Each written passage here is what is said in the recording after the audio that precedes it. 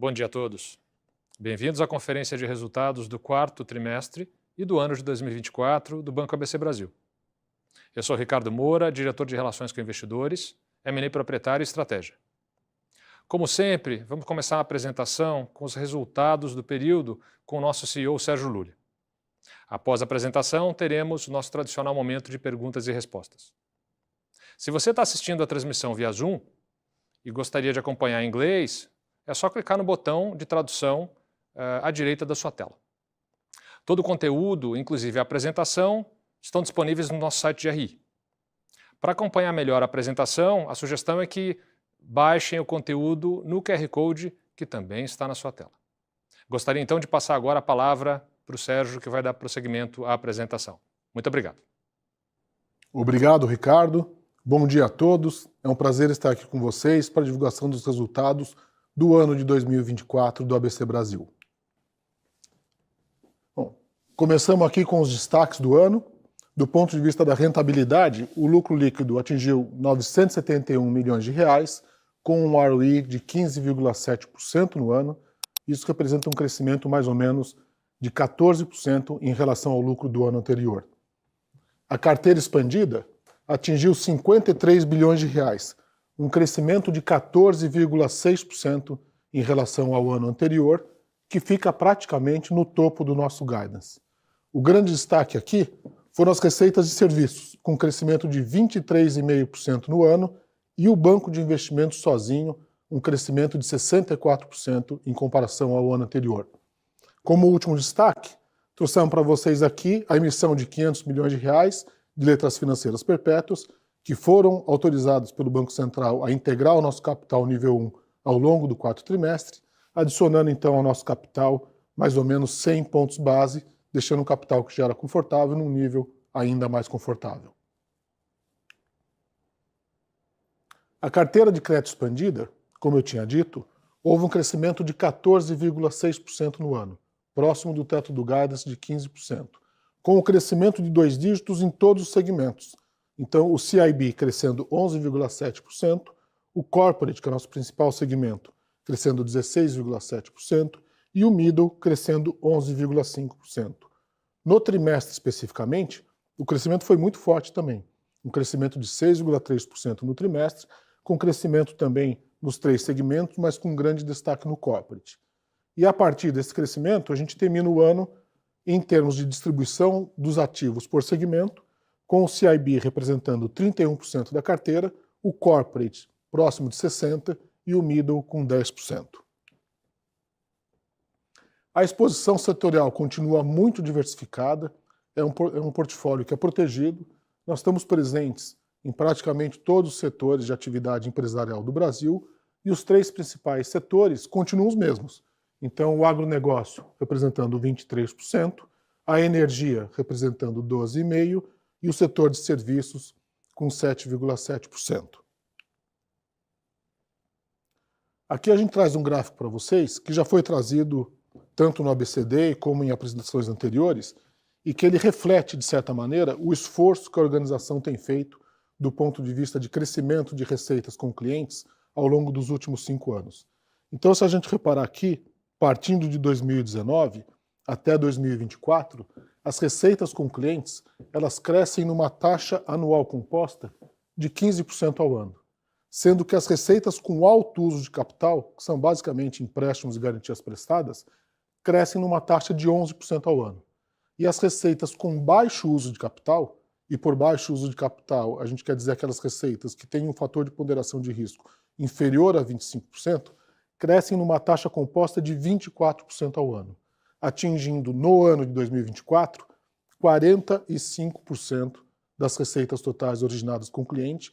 Isso se compara muito bem com os melhores bancos do mercado, não só no Brasil como internacionalmente.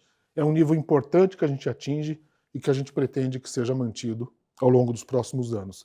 Isso significa não apenas uma melhor utilização de capital para o banco, como representa também uma presença maior na vida dos clientes, porque você tem mais produtos sendo ofertados, e ele se traduz numa menor volatilidade de resultados ao longo do tempo, na medida que os produtos de serviços, eles, de certa maneira, complementam aqueles produtos de alto consumo de capital, principalmente ao longo dos ciclos econômicos. A margem financeira gerencial termina então o ano em 2.376 bilhões de reais, comparados a 2.245 bilhões de reais no ano anterior. E aqui a gente pode reparar que, quando se compara tanto no TRI, mas principalmente no ano, a gente vê que as linhas de negócio, isto é, as margens financeiras com o cliente e as margens com o mercado, as duas apresentam crescimento. Se a gente pegar só esses componentes, que são os componentes do negócio, houve um crescimento de mais ou menos 11% ano contra ano. E o detrator aqui é o patrimônio remunerado a CDI, que cai de 560 para 504, isso muito em função da redução da taxa Selic. A taxa Selic em 2024 foi mais ou menos 2 pontos percentuais inferior à taxa média da Selic do ano de 2023. E isso se refletiu, de certa maneira, no NIM. A gente vê aqui que o NIM era 4,6% no ano de 2023, cai para 4,3% no ano de 2024, é uma queda de 0,3%, e aqui os componentes são três. O principal, que eu já disse, é a própria taxa da queda Selic, esse é o que tem o maior impacto. O segundo, uma certa compressão de margens. A gente experimentou, principalmente no segundo semestre de 2024, uma compressão de spreads, foi muito percebida pelo mercado de capitais também, que acabou afetando um pouco o NIM. E o terceiro componente foi o pequeno crescimento do segmento de middle. A gente iniciou o ano com uma perspectiva de crescimento do segmento middle maior. Esse crescimento não ocorreu, muito por conta do panorama de risco que essas empresas apresentaram durante o ano. Como o segmento de middle tem um spread maior, isso acaba afetando também um pouco o NIM. De qualquer maneira, a gente acha que aqui tem um viés mais positivo, olhando para 2025, já que os spreads, embora cedo para dizer, mas os spreads parecem estar reagindo um pouco a partir de dezembro. O segmento de middle mesmo, hoje com uma inadimplência absolutamente sob controle, tem uma perspectiva um pouco melhor e a própria taxa Selic está numa trajetória de alta. As receitas de serviço, como eu já disse no primeiro slide, foram o grande destaque do ano. Então a gente tem receitas tanto no trimestre, 132 milhões de reais, é o melhor trimestre da história do banco do ponto de vista de serviços, com o banco de investimento apresentando 63 milhões de reais de FIIs e apresentando no ano quase 200 milhões de reais de FIIs de banco de investimento. É uma franquia que muda de patamar com um crescimento de 64% no ano. A parte toda de corretagem de seguros e tarifas também teve um bom ano, 25 milhões de reais no TRI, e no ano fechado, 117,8 milhões de reais. E aqui, o componente menos dinâmico, mas que é um componente de alta utilização de capital, são as garantias prestadas, que ficaram praticamente constantes ao longo dos 2 anos. O resultado desse crescimento é que a gente atinge, aqui em cima a gente coloca 2 gráficos para vocês. Um é quanto que as receitas de serviço representam das receitas originadas junto a clientes. É o gráfico de cima. Então, no ano, de todas as receitas originadas com clientes, praticamente 25% foram receitas de serviço. E o de baixo é quanto essas receitas de serviço representam das receitas totais do banco, considerando não só as receitas com clientes, mas também as receitas com o mercado e as receitas do patrimônio remunerado a CDI. Esses números são números muito bons. Então, no TRI, 26,9% das receitas com clientes, 18% das receitas totais do banco foram serviços. E no ano como um todo, 24,9% e 17,1%.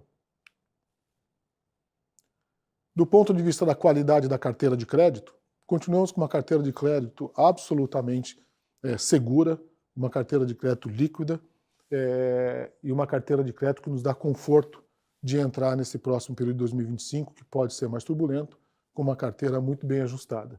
No trimestre especificamente, as provisões foram um pouco maiores do que do trimestre anterior, 91 milhões de reais, comparados a 72, 73 milhões de reais nos trimestres anteriores. Aqui tem 2 coisas. Uma, de fato, alguns casos específicos puxaram a provisão um pouco nesse trimestre, mas é normal que haja esses casos, isso faz parte do negócio, está absolutamente dentro da normalidade. E a outra questão é o crescimento da carteira. Como eu disse, a carteira cresceu 6% no trimestre. Então, se a gente olha essas provisões como proporção da carteira expandida, ela fica por volta de 0,7%, que é absolutamente normal para o nosso negócio.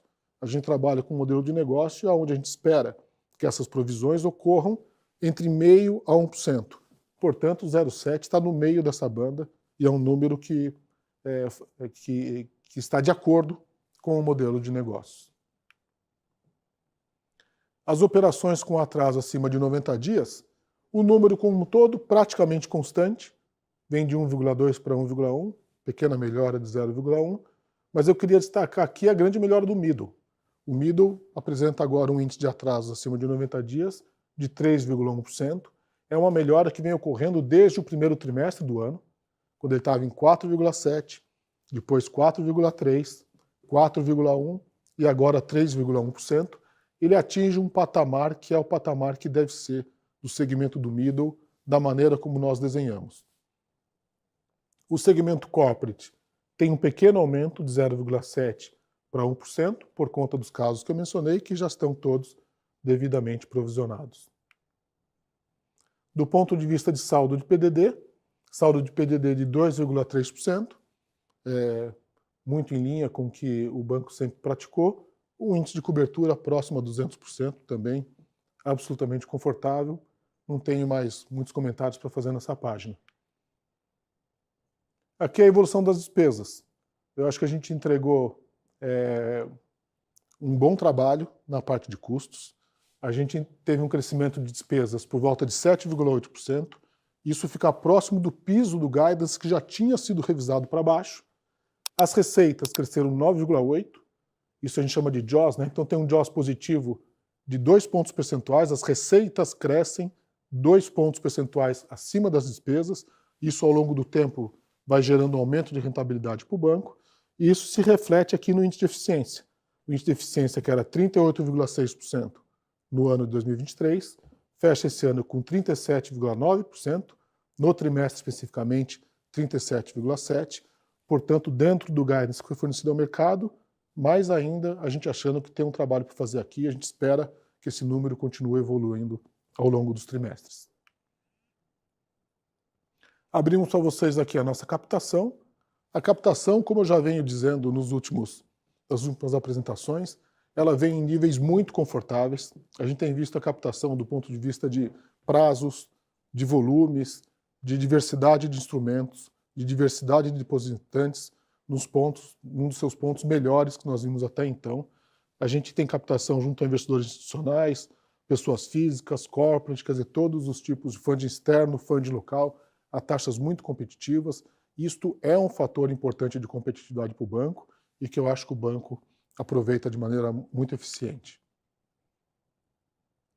A parte de capital, eu mencionei já um pouco sobre as letras financeiras perpétuas, mas aqui está toda a figura.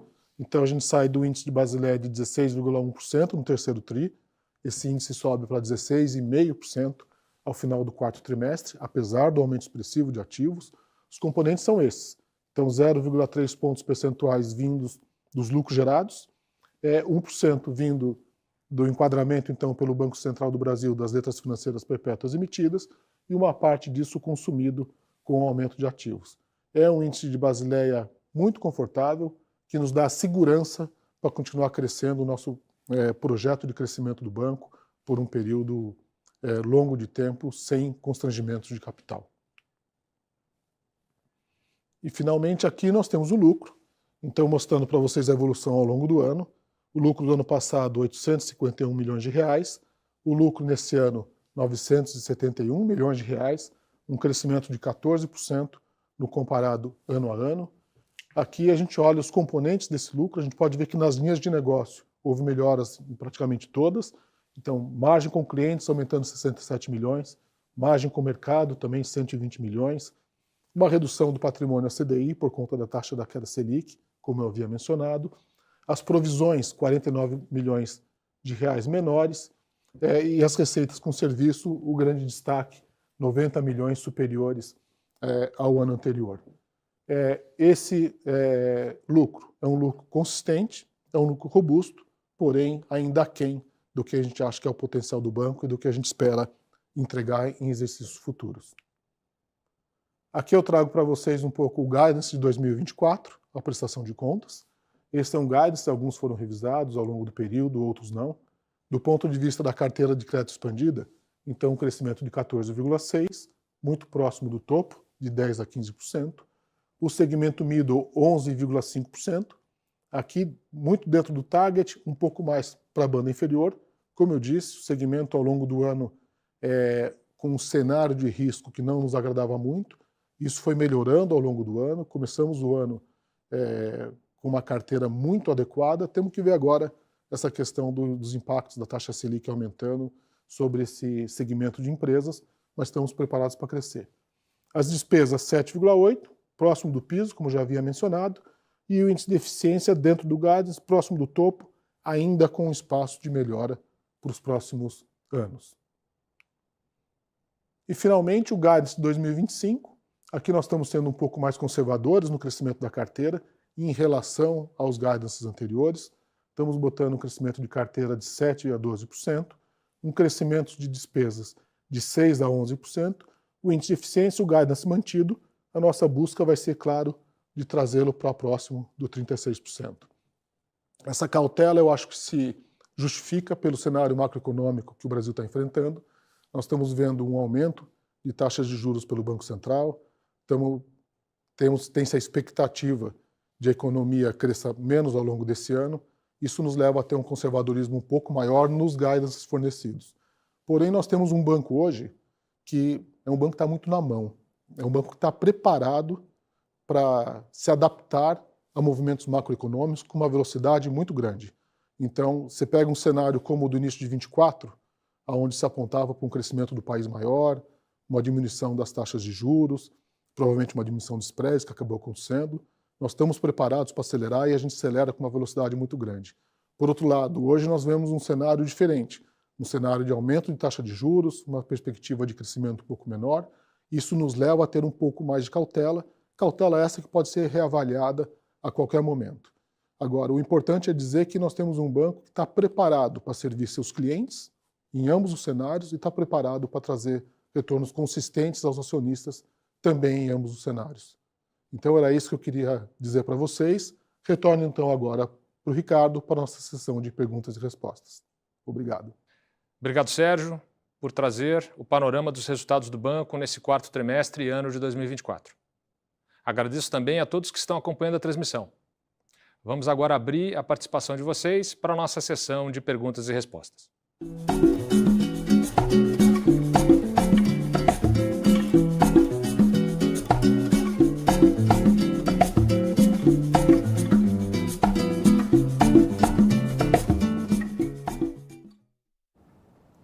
E para nos acompanhar nesse momento, contamos com a presença de Sérgio Borejo, CFO da BC Brasil. Bem-vindo, Borejo. Bom dia a todos, bom dia Ricardo, bom dia Sérgio, prazer enorme estar aqui, muito obrigado pela oportunidade novamente. Ótimo, Borejo. E a todos que estão nos acompanhando, fiquem à vontade para fazer as perguntas. Para participar é só clicar em levantar a mão no ícone que fica na parte inferior da tua tela e estamos à disposição para responder as dúvidas de vocês. Nossa primeira pergunta agora é de Olavo Artuso, do Banco UBS. Olavo, muito obrigado pela participação. Fique à vontade para fazer a sua pergunta. Bom dia Sérgio, Borejo, Ricardo. Obrigado aí pelas perguntas.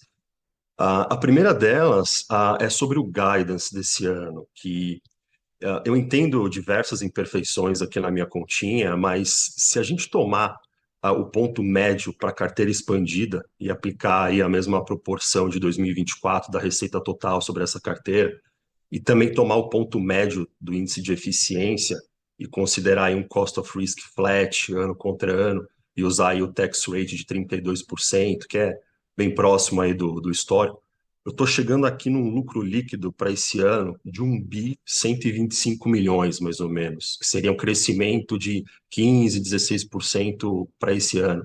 Então, minha primeira pergunta é essa, eu queria saber se faz sentido esse número para vocês, só para a gente entender um pouco do potencial que está implícito nesse guidance. E a minha segunda pergunta é sobre a sensibilidade a mudanças na Selic, que aqui quando a gente iniciou até a cobertura do banco, no início do trimestre passado, a gente tinha uma Selic mais ou menos 2, 3 pontos aí percentuais a menos do que a projetada agora, que está mais em torno da casa dos 15%, por 15% aí por final desse ano. Então, só para a gente entender aqui a magnitude do impacto, vocês conseguem dar um norte para a gente de sensibilidade na margem, ou até mesmo no NII aí do banco, para cada aumento aí de 100 bips na Selic? É isso, muito obrigado, pessoal. Bom, Olavo, obrigado pela sua participação, pelas suas perguntas. A gente, como sabe, a gente não fornece guidance de rentabilidade, até porque a gente procura fornecer os guidance daqueles, vamos dizer, daqueles fatores que estão sob controle da organização, que é o ritmo de crescimento dos ativos, né? E a parte de despesas e, consequentemente, o índice de eficiência. O retorno, ele acaba dependendo de fatores como spreads, por exemplo, né, ou como de PDDs, que tem as médias históricas, obviamente que a gente projeta, mas a gente acaba preferindo não divulgar. Agora, eu acho que a sua conta faz sentido você projetar pelo centro do guidance, né? Como eu procurei dizer, né, na parte de crescimento de ativos, a gente vem com um guidance que é um pouco mais conservador do que os guidances que eram fornecidos nos períodos anteriores. Embora a gente tenha capacidade, capital, funding, time, para crescer num ritmo muito mais forte, mas primeiro que o cenário, eu acho que pelo menos esse cenário de início de ano, né, ele exige um pouco mais de cautela, como também teve um efeito de variação cambial no final do ano que fez os ativos aumentarem um pouco. Agora, no início do ano, o câmbio volta, então ocorre o efeito contrário, né? Mas a gente está preparado para entregar esses guidances, eu tenho muita tranquilidade em dizer isso, e, consequentemente, há uma expansão de lucro líquido prevista. Eu não vou dizer se a tua conta está correta ou não, mas eu acho que a direção é essa. A outra pergunta? E agora sobre a sensibilidade em relação à taxa de juros, se quiser posso fazer. Aqui, tudo mais constante, para dar um pouco de ordem de grandeza, para cada 100 pontos de alteração na taxa básica, a gente deveria ver uma alteração próxima de 10 pontos base na NIM e mais ou menos 35 pontos base no ROE. Tá? Como ordem de grandeza, essa seria a sensibilidade que a gente tem em termos de rentabilidade versus a taxa de juros. Respondido, Olavo? Muito perfeito. Obrigado, Sérgio. Obrigado, Ricardo. Obrigado pela participação. Obrigado, Olavo. Indo para a próxima pergunta, agora com o Brian Flores, do Citi. Brian, obrigado pela participação. Por favor, pode fazer sua pergunta. Olá, pessoal. Muito obrigado pela oportunidade de fazer perguntas. Parabéns pelo resultado também. Eu queria perguntar sobre provisionamento. Aí, por um lado, vimos melhoras na composição do portfólio, também na qualidade da carteira.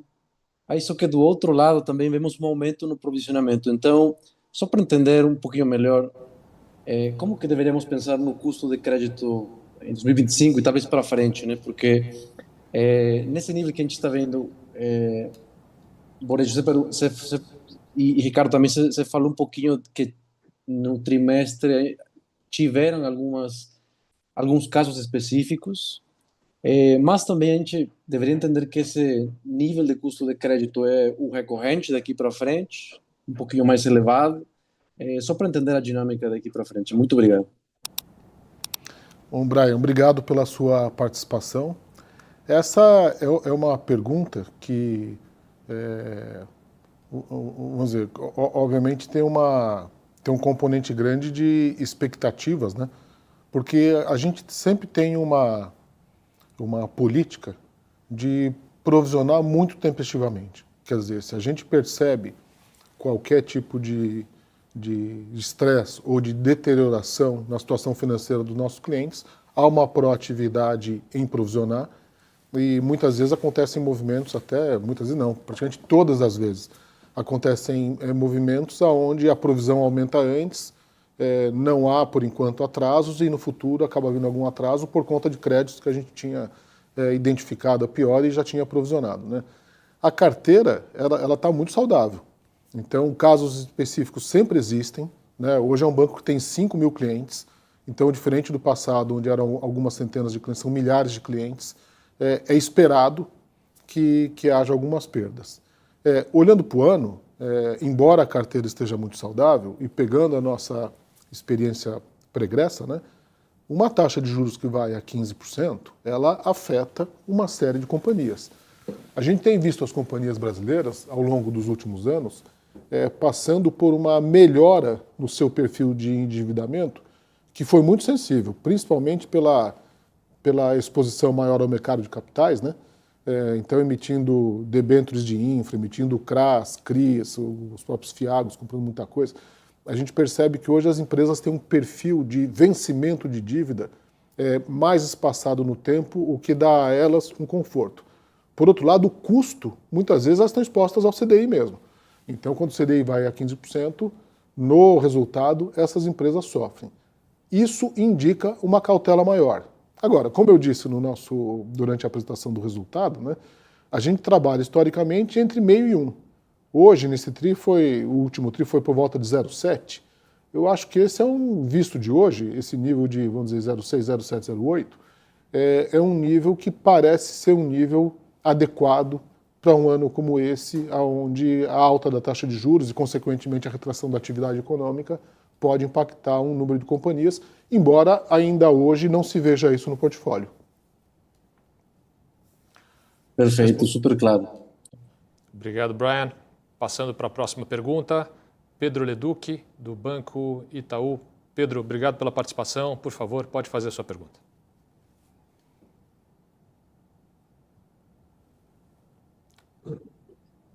Vamos lá. Obrigado pela oportunidade. Boa tarde a todos e parabéns pelo ano. A pergunta ela vem na direção, comentado até no início, sobre os spreads no secundário, foram fechando, spreads de crédito foram fechando ao longo de 24, no final do ano abriram um pouco. Claro que está tendo uma repercussão, talvez um DCM também. E como vocês estão enxergando isso permear nas diversas linhas aí, tanto em NII como em FIIs de serviços, né, de capital markets, e o ano começou de acordo com o esperado. Eu sei que deve estar difícil fazer guidance, muda bastante, mas o que vocês viram aí nesse início de ano, poder ter um pouquinho de noção como anda esse mercado também seria bom. Obrigado. Pedro, obrigado pela sua pergunta. Pois é, você trouxe muito bem, né? Essa questão dos spreads, ela tem dois lados, né? Porque eu acho que um dos fatores principais da redução dos spreads no ano passado foi exatamente o mercado de capitais de renda fixa estar muito ativo. Os fundos de crédito, os fundos de renda fixa em geral, mas os de crédito especificamente, os de infraestrutura, tendo uma captação líquida muito grande. Esses fundos, como você sabe, têm um período de enquadramento das captações que eles fizeram, e isso levou, em alguns casos, no nosso entendimento, alguns emissores a emitirem a taxas que não remuneram o seu risco. Então, sempre acontecem exageros, alguns exageros ocorreram, mas, de maneira geral, é um movimento muito benéfico, como eu disse, dá às empresas uma condição de acesso a financiamento muito melhor do que existia no passado, quando elas dependiam basicamente do mercado de bancos, né, para fornecer esse funding. Do ponto de vista do nosso balanço, isso então comprime um pouco o NIM, à medida que os spreads caem, mas, por outro lado, ele turbina as receitas de mercado de capitais, de renda fixa. É um mercado que está muito bem posicionado, tem uma expertise, somos reconhecidos pelos investidores, somos reconhecidos pelos clientes, e a gente aproveitou esse momento no mercado de capitais, uma coisa acaba meio compensando a outra. E não só isso, né? Porque nós temos dito, o Ricardo, eu, o Borejo, a gente tem hoje um modelo de negócio que, pela sua diversidade, né, de produtos e de segmentos que a gente está, a gente consegue, vamos dizer assim, performar bem em cenários diferentes, ou mais com produtos bancários, ou mais com produtos de banco de investimento, ou com serviços, e assim por diante. A partir de dezembro, a impressão que deu é que, a impressão não, né? Os spreads no mercado secundário subiram dos papéis, os fundos de renda fixa em dezembro tiveram uma saída de recursos grande, acho que uma coisa está meio ligada à outra. Em janeiro você já vê voltando um pouco, então os fundos estão de novo com uma captação positiva, embora não tenham ainda recuperado o volume que foi perdido em dezembro, e os spreads no secundário se acalmaram, natural, o dólar voltou um pouco, as taxas de futuros acalmaram um pouco e o mercado voltou. Se for para a gente fazer aqui um exercício de futurologia, né, que é difícil dizer, eu imagino que com o movimento de alta da Selic e retração um pouco da atividade que se espera, eu acho que é um ano para a gente ter um spread um pouco maior. Talvez os fundos de renda fixa continuem recebendo fluxos por conta da taxa de juros alta, mas eu acho que eles serão mais cuidadosos na alocação, porque o cenário leva as empresas a estarem um pouquinho mais arriscadas. Então eu veria como um ano ainda forte de mercado de capitais, na parte de originação de ativos bancários, provavelmente uma expansão menor do que aquela de 2024, mas com as taxas de remuneração um pouco mais altas. Esse é o exercício básico que a gente tem trabalhado. Respondido, Pedro? Muito boa a resposta. Muito obrigado. Obrigado pela participação. Excelente. Obrigado a todos. Muito obrigado. Próxima pergunta de Antônio Ruetti, do Bank of America. Antônio, obrigado pela participação no nosso evento. Por favor, fique à vontade. Bom dia, pessoal. Muito obrigado pelo tempo. Eu tenho um follow-up na pergunta aqui, um follow-up na questão de provisões, né? Acho que já ficou bem claro, né, que vocês notaram, não notaram, mas prudencialmente, em um caso específico ou outro, né, já preferiram se antecipar aqui e provisionar. Eu queria entender um pouco melhor, né, esse ponto, né? Então, isso está concentrado em algum setor em específico? Ele está antecipando uma economia, igual vocês já falaram, né? Vocês esperam de fato uma economia crescendo um pouco menos esse ano, mas isso é concentrado? Se vocês puderem discutir um pouco, seria ótimo. E na 4966, eu acho que vocês já tinham adiantado que o impacto seria pequeno, né? Inclusive vocês reportaram agora 0,1%, né, do equity. Eu só queria, se vocês pudessem dar um pouco mais de detalhe aqui de cada moving part, né? Teve reclassificação de títulos, vai ter reclassificação de títulos, teve uma provisão adicional. Quais são os moving parts que levaram para esse 0,1% do equity? Muito obrigado. Tá bom, obrigado pela sua pergunta. As provisões do quarto TRI, elas não têm uma concentração. Eu acho que você deve ter ali dos mais ou menos 90 milhões de reais, né? Você deve ter por volta de metade desse valor em 5 ou 6 nomes. E a outra parte é consequência até do próprio crescimento da carteira, né? Quando você cresce a carteira e a carteira cresceu 6%, são 3 bilhões de reais. Se você imaginar uma provisão média de 1,5% sobre esse crescimento, já dá um número de 30, 40 milhões de reais de provisão a mais no trimestre, né?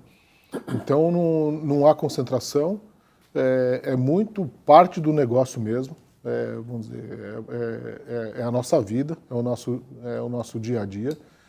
E então, a cada trimestre, a gente vai estar avaliando o cenário, avaliando nomes específicos, nome a nome, não foi nenhuma provisão genérica, foi voltada a nomes específicos e também não teve nenhum tipo de concentração setorial, né? Quanto aos impactos da 4966, acho que eu vou passar para o Borejo comentar mais, mas basicamente, como a gente é uma instituição de um controlador estrangeiro e que já utiliza o IFRS 9 desde 2018, então a gente já vem ao longo dos anos reportando a ele, não só reportando a ele pelo IFRS 9, mas também migrando as nossas práticas pensando que a 4966 vai chegar e por isso os impactos foram basicamente irrelevantes, né? Mas o Borejo pode dar, acho que, mais detalhes aqui, né, Borejo? Obrigado, Sérgio. Obrigado pela pergunta, Antônio. É o que o Sérgio falou. Ao longo dos anos, já há quase 5 anos, a gente vem tentando aproximar os conceitos daquilo que a resolução permitia, da 2682 para a 4966. Sabíamos que viria. Então, nós tentamos também antecipar alguns movimentos, né, levando em conta já perdas futuras, cenário econômico, etc. Então, a gente, óbvio, deixar bem claro, sem minimizar, tem um trabalho operacional grande, mudança de conta, tem um trabalho operacional que ainda está sendo feito, né, a gente vai reportar o balanço de abertura de 2025 para o para o Banco Central só no final do mês de março, porque ainda tem muito trabalho a ser feito, mas a gente não espera nenhum impacto significativo. Aquilo que estava sendo provisionado já, seja no patrimônio, seja no resultado, que ele continue conceitualmente muito próximo dos mesmos montantes. E daí esse impacto pequeno no nosso, quase que imaterial no nosso patrimônio. Entendi. Então, assim, só para entender melhor aqui, é que o ajuste na provisão, né, e o ajuste em eventuais securities, ambos foram baixos, levando ao impacto baixo, não é que um compensou o outro ou coisa do tipo, né? Perfeitamente. Tá claro, tá claro. Perfeitamente. E só um follow-up da primeira pergunta, Lúlia, você falou desses 5 ou 6 casos que foram responsáveis por grande parte da provisão, né? Esse agravamento desses casos, eles foram idiosincráticos, né, para cada um, ou foi um macro, você falou, um macro pior para cada um desses, vai levar um agravamento desses casos? Foram idiosincráticos. Eu não vejo ainda um impacto de cenário macro nos nomes específicos. São nomes que, se você pensar 2024, a economia performou bem, né? O PIB cresceu bastante, tinha acesso a crédito, tudo. Mas, como sempre, tem empresas que, mesmo em bons cenários, não conseguem performar bem, se apertaram, não claro. estão ainda inadimplentes com o banco, mas sofreram downgrades no seu rating, porque, no nosso entendimento, elas estão apresentando uma situação financeira que necessita um nível de provisionamento maior. Então, foi isso que a gente fez. Mas, por enquanto, nada a ver com essa piora do cenário econômico. Perfeito, super claro, pessoal. Muito obrigado. Obrigado, Antônio. Nós encerramos agora a sessão de perguntas e respostas. Obrigado a todos pela participação. Então, chegando agora ao fim da transmissão da Conferência de Resultados do quarto trimestre e do ano de 2024, eu gostaria então de passar a palavra para o Borejo e para o Lúlia para fazerem as considerações finais. Bom, só agradecer a participação, obrigado pela oportunidade. Nos vemos aí, né, nas nossas reuniões, convenções e assim por diante. Prazer falar com vocês. Obrigado. Bom, também agradecer a participação de vocês todos, agradecer as perguntas que foram feitas, que sempre ajudam a esclarecer o público que está assistindo. E eu acho que foi bem explorado a questão do momento que o banco está, as perspectivas que tem para 2025. A gente sempre está preparado, né, para os cenários diferentes. Como eu tenho dito, nós temos hoje um banco que está absolutamente preparado para crescer, e a gente vem crescendo, né? Então, aquele gráfico que a gente mostra das receitas com clientes ao longo dos 5 anos, você vê que é um crescimento constante, em cenários melhores, em cenários piores. 2025 não será diferente. Então, agradecer para vocês a confiança e dizer que nós estamos todos aqui à disposição para quaisquer outras dúvidas que vocês possam ter. Muito obrigado. Obrigado, Lúlia e Borejo, pela apresentação. Agradeço também a participação de todos. A apresentação já está disponível no site de RI e o vídeo da transmissão vai estar no nosso canal de YouTube. Se vocês quiserem ouvir a transmissão em formato de áudio, ele também vai estar disponível no Spotify do ABC Brasil. Qualquer dúvida, a equipe de RI está à disposição para atendê-los e até o próximo call de divulgação de resultados. Muito obrigado.